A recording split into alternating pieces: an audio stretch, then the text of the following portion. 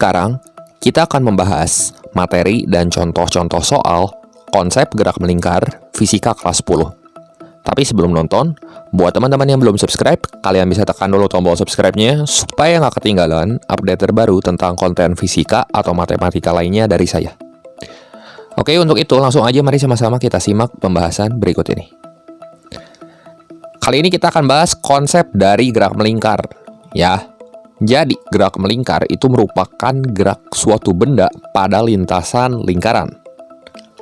Gerak melingkar dibagi jadi dua, yaitu GMB dan GMBB. GMB ini adalah gerak melingkar beraturan, dan GMBB ini adalah gerak melingkar berubah beraturan. Jadi ini mirip seperti gerak lurus ya. Selanjutnya kita akan membahas konsep sudut dalam radian. Jadi pada gerak melingkar ada yang dinamakan posisi sudut. Perhatikan ilustrasi berikut ini. Misalnya, sebuah partikel ini bergerak dalam lintasan lingkaran. Dia menempuh busur sepanjang S di sini. Dan busur tersebut membentuk sudut theta terhadap pusat dan jari-jarinya. Maka akan berlaku persamaan-persamaan berikut, teman-teman. Yang pertama, S sama dengan theta kali R. Dan satu putaran penuh, ini sama dengan 2pi radian. Ini besarnya sama dengan 360 derajat. Ya, makanya karena satu putaran itu 2pi radian, kalau misalnya partikel yang bergerak mengelilingi satu lingkaran penuh ini, tetanya itu bisa kita ganti dengan 2pi. Jadi kita peroleh nanti kelilingnya. Keliling lingkaran itu kan sama dengan 2pi R.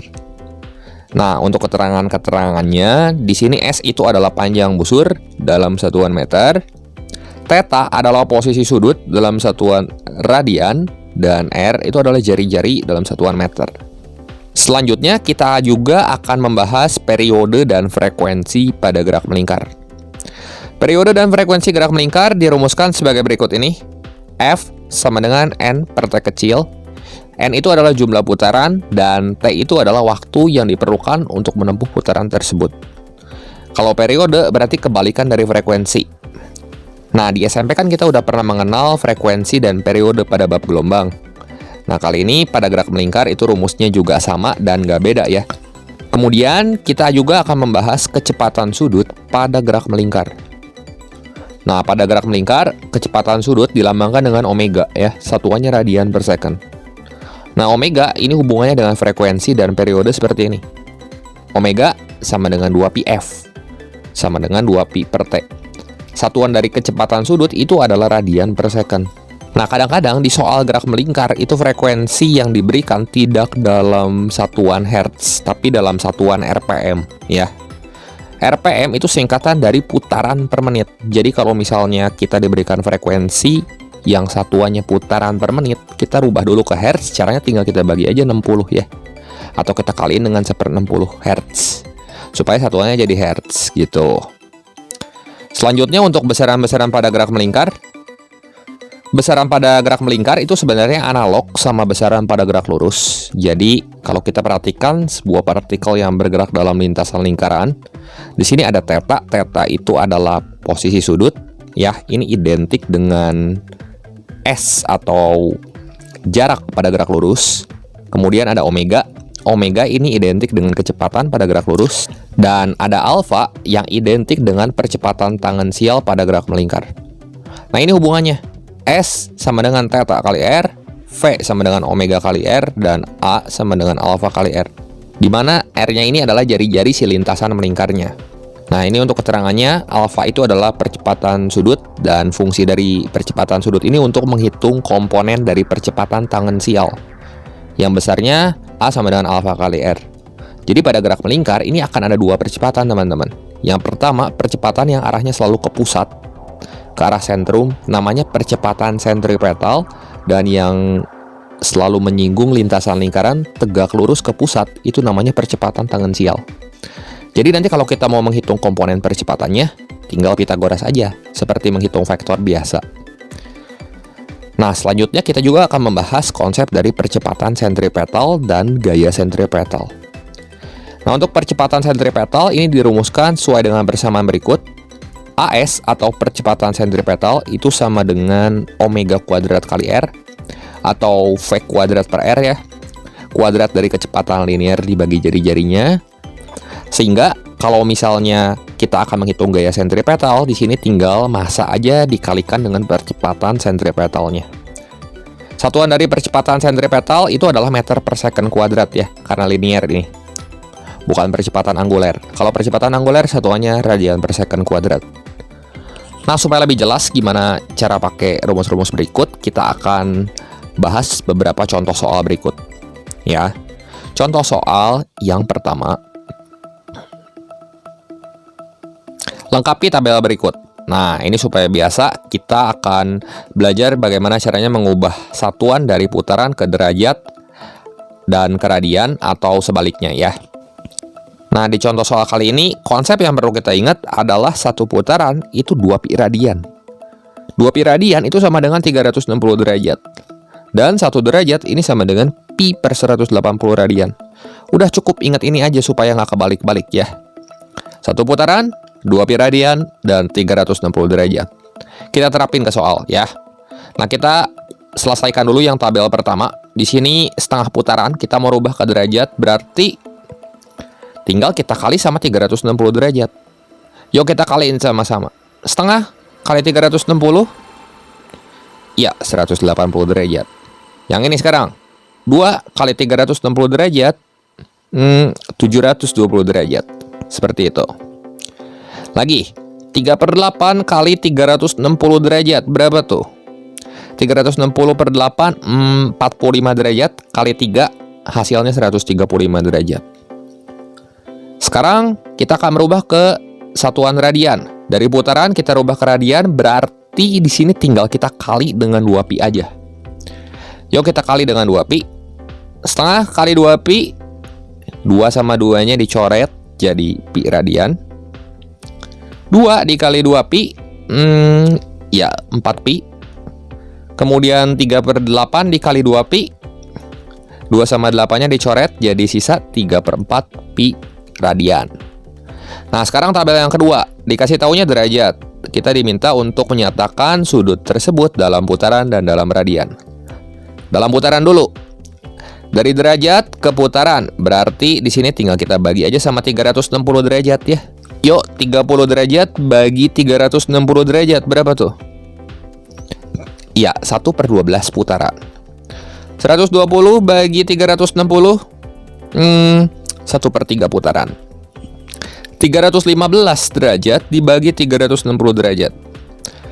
315 dibagi 45 itu 7, 360 bagi 45 itu 8.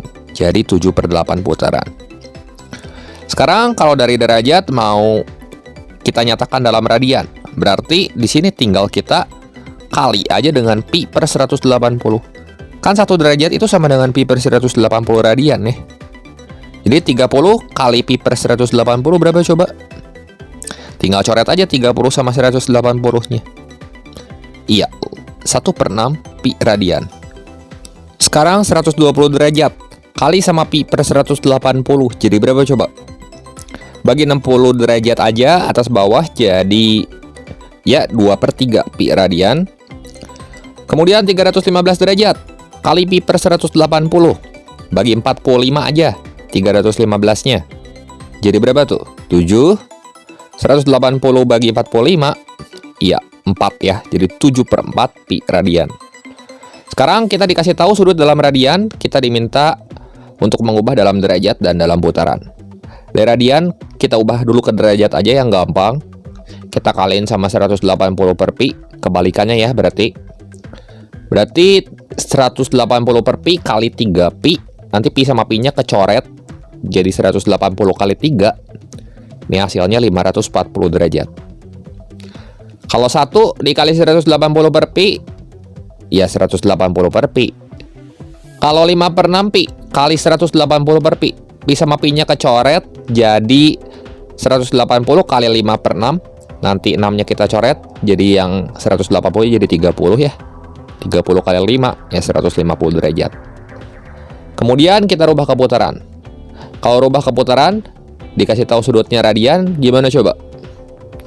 Ya, kita kali aja sama 1/2 pi, biar cepat ya. Jadi 3 pi kali 1/2 pi, ya 3/2 putaran. 1 dikali 1/2 pi, ya 1/2 pi.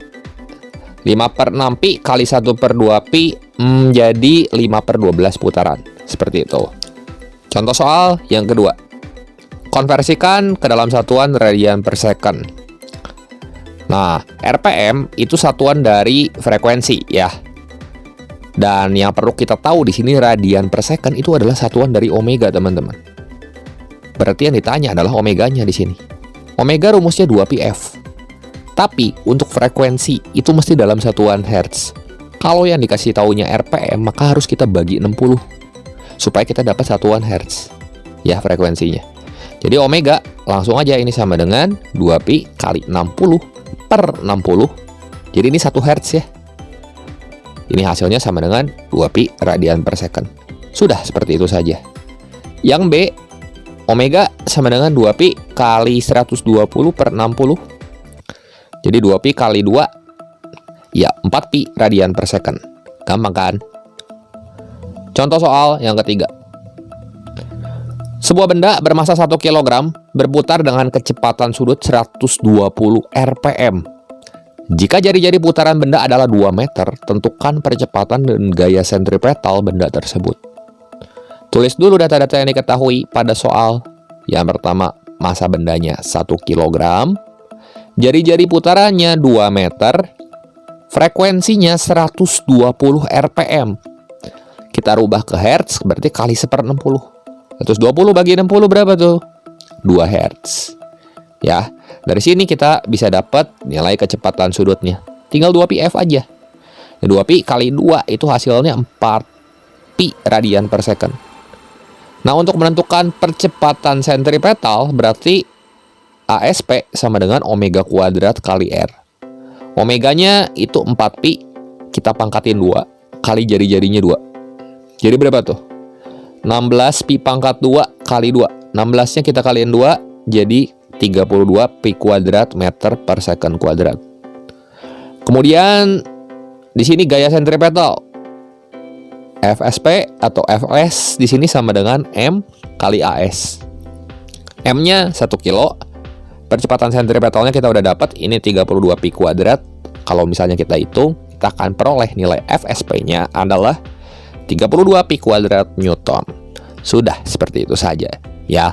Oke, demikian saja pembahasan singkat kali ini mengenai materi dan contoh-contoh soal konsep gerak melingkar fisika kelas 10. Berikut ini ada 3 latihan soal yang bisa kalian coba kerjakan. Silakan dicoba. Semoga video ini bermanfaat dan membantu teman-teman semua dalam belajar. Jangan lupa like, share, dan subscribe channel ini jika kalian suka videonya. Terima kasih untuk perhatiannya. Sampai jumpa di video saya yang berikutnya.